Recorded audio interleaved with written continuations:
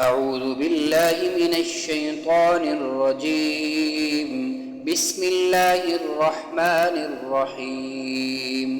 ألف لام ميم. تنزيل الكتاب لا ريب فيه من رب العالمين.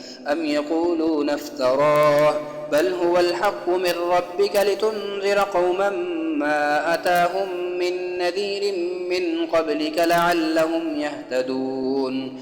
الله الذي خلق السماوات والأرض وما بينهما في 6 أيام ثم استوى على العرش ما لكم من دونه من ولي ولا شفيع أفلا تتذكرون. يدبر الأمر من السماء إلى الأرض ثم يعرج إليه في يوم كان مقداره 1000 سنة مما تعدون.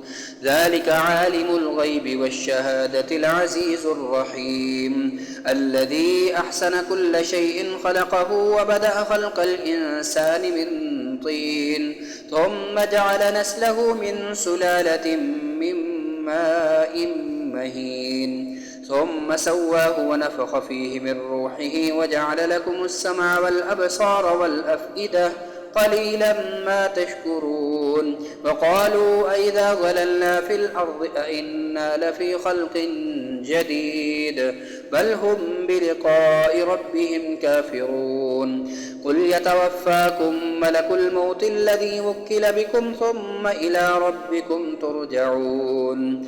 ولو ترى إذ المجرمون ناكسوا رؤوسهم عند ربهم ربنا أبصرنا وسمعنا فارجعنا نعمل صالحا إنا موقنون.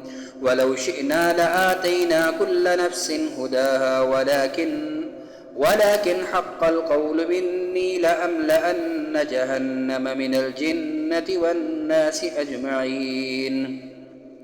فذوقوا بما نسيتم لقاء يومكم هذا إنا نسيناكم وذوقوا عذاب الخلد بما كنتم تعملون. إنما يؤمن بآياتنا الذين إذا ذكروا بها خروا سجدا وسبحوا بحمد ربهم وهم لا يستكبرون. تتجافى جنوبهم عن المضاجع يدعون ربهم خوفا وطمعا ومما رزقناهم ينفقون. فلا تعلم نفس ما أخفي لهم من قرة أعين جزاء بما كانوا يعملون. أفمن كان مؤمنا كمن كان فاسقا لا يستوون. أما الذين آمنوا وعملوا الصالحات فلهم جنات المأوى نزلا بما كانوا يعملون. وأما الذين فسقوا فمأواهم النار كلما أرادوا أن يخرجوا منها أعيدوا فيها وقيل لهم ذوقوا عذاب النار الذي كنتم به تكذبون.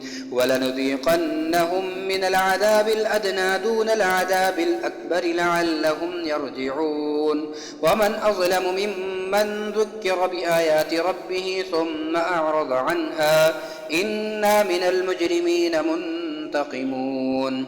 ولقد آتينا موسى الكتاب فلا تكن في مرية من لقائه وجعلناه هدى لبني إسرائيل. وجعلنا منهم أئمة يهدون بأمرنا لما صبروا وكانوا بآياتنا يوقنون. إن ربك هو يفصل بينهم يوم القيامة فيما كانوا فيه يختلفون. أولم يهد لهم كم أهلكنا من قبلهم من القرون يمشون في مساكنهم إن في ذلك لآيات أفلا يسمعون.